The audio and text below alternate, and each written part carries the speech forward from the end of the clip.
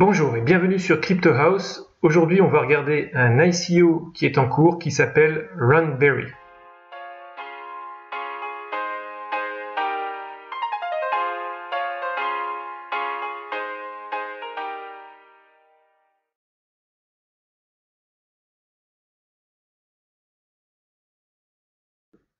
Runberry, c'est quoi? Runberry, c'est une plateforme de location d'appartements décentralisée. Et l'ICO est toujours en cours, il y a un peu plus de 5 jours. Si on regarde ici, on voit qu'ils sont dans le top 10 des ICO 2018, notamment pour FOB. On peut regarder ça tout de suite. Et donc FOB, c'est quand même un magazine et une source d'information assez sérieuse. Et le fait de les avoir dans le top 10 des ICO pour 2018 donne quand même un petit peu de confiance. Voilà, Runberry est ici.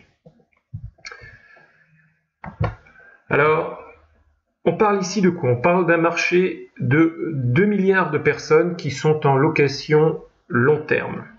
On a tous un jour ou l'autre dû louer un appartement au moins une fois dans sa vie. Et on sait que l'approche traditionnelle remonte à des dizaines et des dizaines d'années, que ce système d'agence avec des contrats de location papier, avec des dépôts de garantie qu'on a du mal à récupérer, c'est quand même quelque chose d'une autre génération.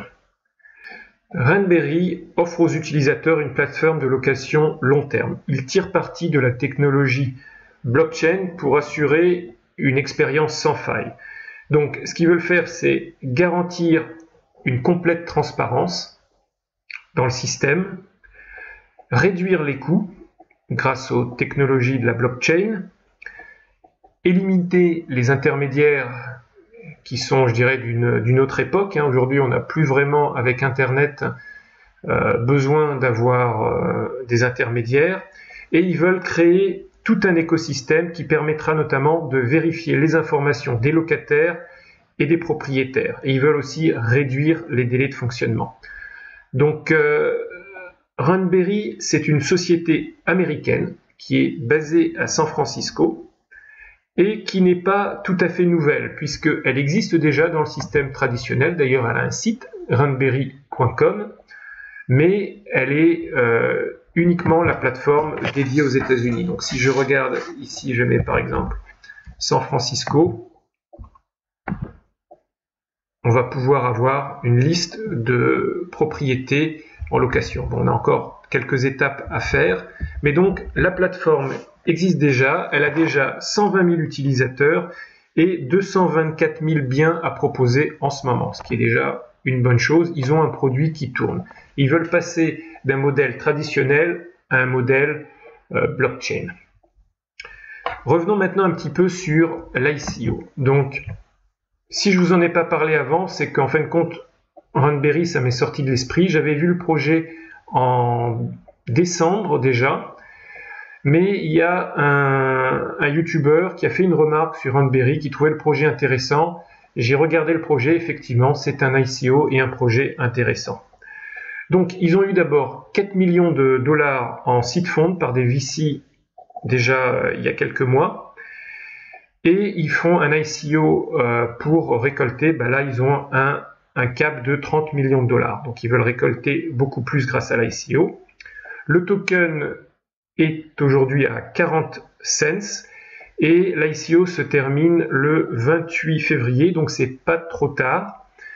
C'est aussi pour ça que c'est intéressant de s'abonner à la chaîne, comme ça vous avez les informations vraiment dès que la vidéo sort. Et ce qu'on voit aussi, c'est qu'il y a encore 25% de bonus. Pour investir dans le projet, on passe par une plateforme ici qui s'appelle Cryptonomos. Et donc c'est un petit peu compliqué, il faut s'inscrire sur la plateforme, il faut envoyer des Ethers sur la plateforme et ensuite vous choisissez l'ICO dans lequel vous voulez investir. J'ai fait le test, la plateforme est fiable, j'ai pu acheter quelques tokens de Runberry, donc ça fonctionne. Si vous téléchargez le white paper, il y a dedans beaucoup d'informations. dont notamment ce schéma qui montre tout l'écosystème et vraiment ce que veut faire Raspberry avec la blockchain. Ce que j'aime bien dans ce projet, c'est que ça s'adresse aux deux parties, ça s'adresse aux propriétaires et aux locataires. Les deux vont en tirer parti et profit. Donc, ils veulent rendre le process de location plus transparent. Donc ça, c'est une bonne chose. Donc, notamment, éliminer les intermédiaires, qui étaient intéressantes quand il n'y avait pas Internet. Aujourd'hui, il y a Internet, on n'a plus besoin vraiment d'intermédiaires.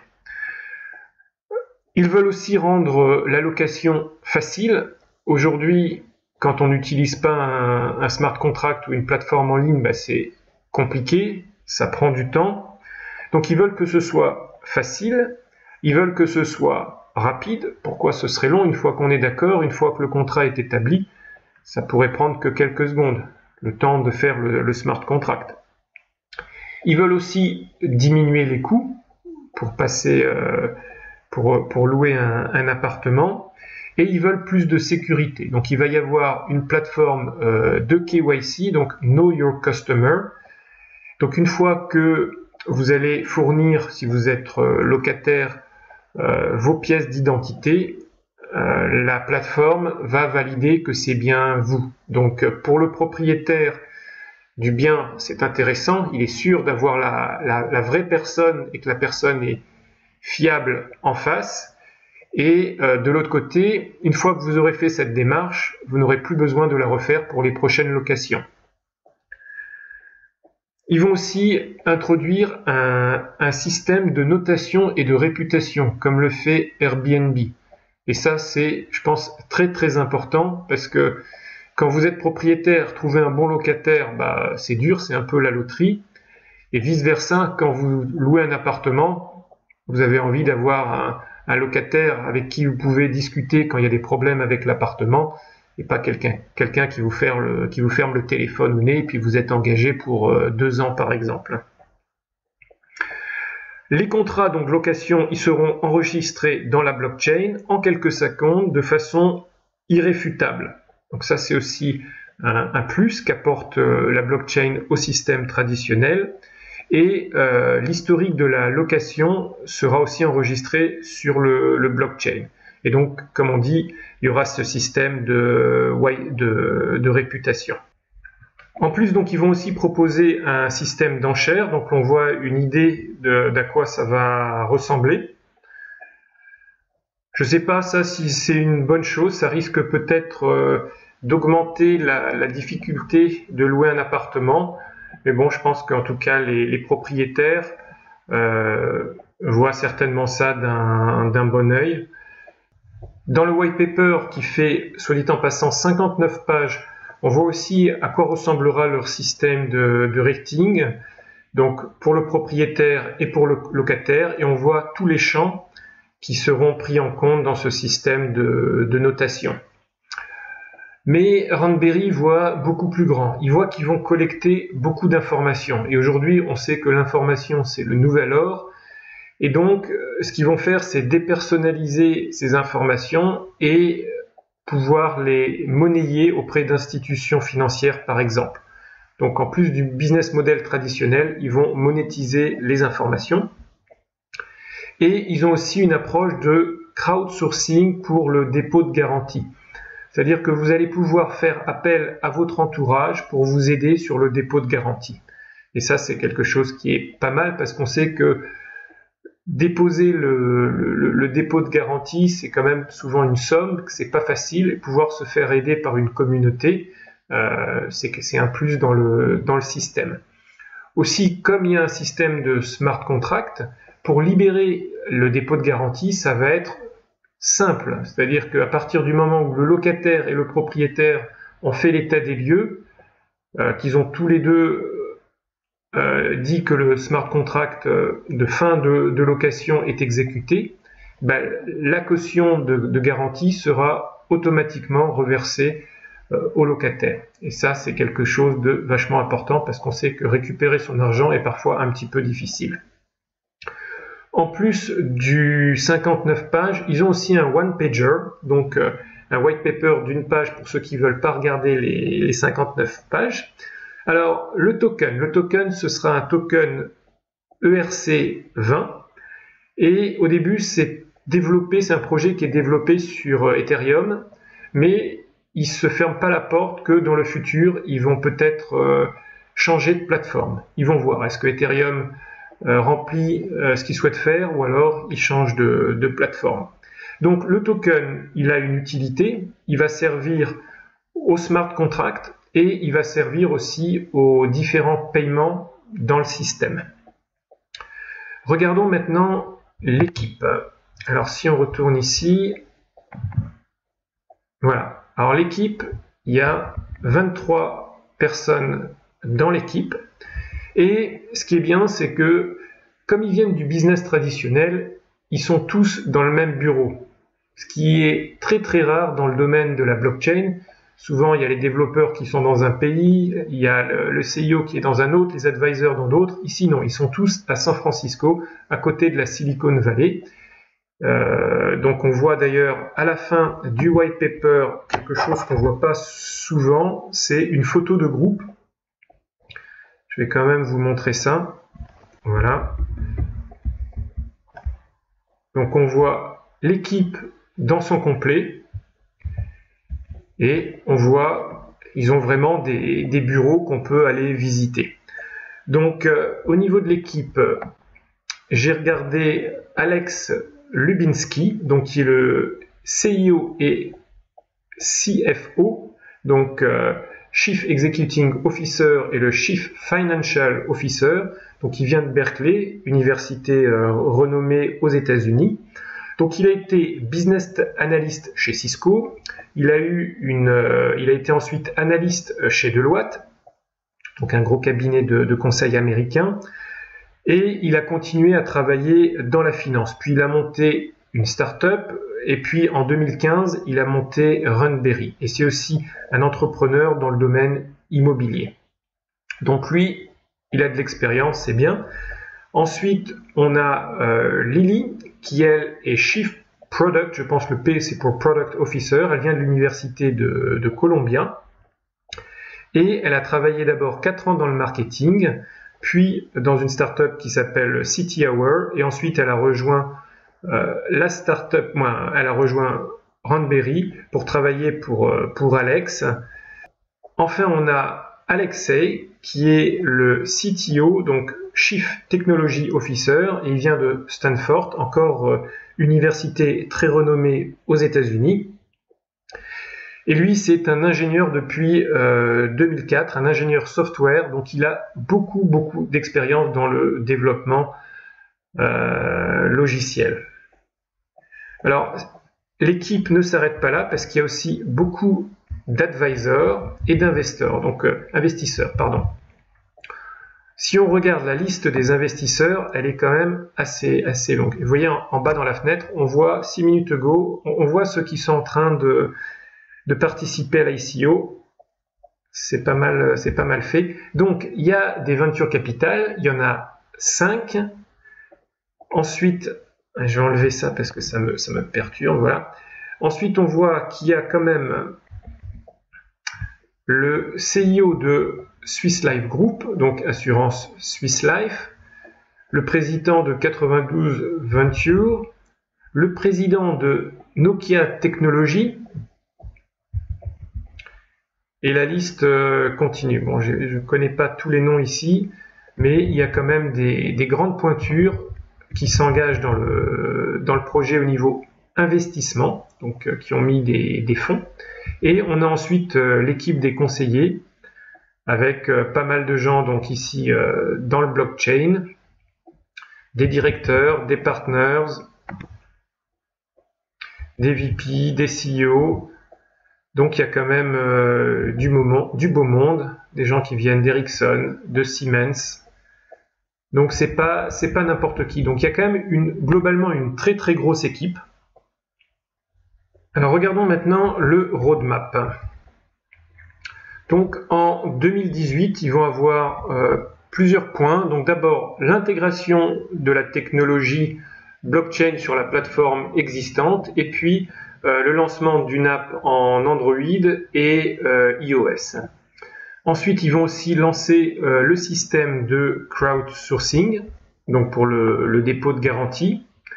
Et ils vont lancer la partie paiement, donc tokenisation pour les paiements en interne et pour les services liés à la location. En 2019, donc, ils vont mettre en place le système de notes et de réputation, donc du propriétaire et du locataire. Et ils vont aussi lancer le projet en Europe et en Asie, parce qu'aujourd'hui, c'est un projet 100% américain pour démarrer. Et ensuite, en 2020, parce que le roadmap va jusqu'en 2020, ils ont ce qu'ils appellent les Smart Lock, donc utilisation de smart contracts pour les procédures, et les partenariats aussi avec des fournisseurs type gaz, eau, électricité, assurance, donc pour monter tout cet écosystème qui soit facile de payer son gaz, son électricité, qui soit facile de changer le nom du locataire, tout ça dans un système combiné sur la blockchain. Alors regardons maintenant la communauté. Si on va, je pense, en bas, voilà. Donc ils sont présents sur Telegram, Bitcoin Talk, Facebook, Medium, Twitter, Reddit, LinkedIn, GitHub, YouTube et ICO Rating. Donc c'est pas mal. Si on va sur Twitter, on voit qu'ils ont une petite communauté. Ils sont à peine plus que 15 000 abonnés. Et est-ce qu'ils sont assez... Donc ils ont publié il y a 19 heures, il y a un jour, le 21 février, donc il y a 2 jours, plusieurs fois. Donc ils sont quand même assez actifs sur leur Twitter, et ça c'est une bonne chose. Alors en termes de concurrents, je vous ai présenté BitToken.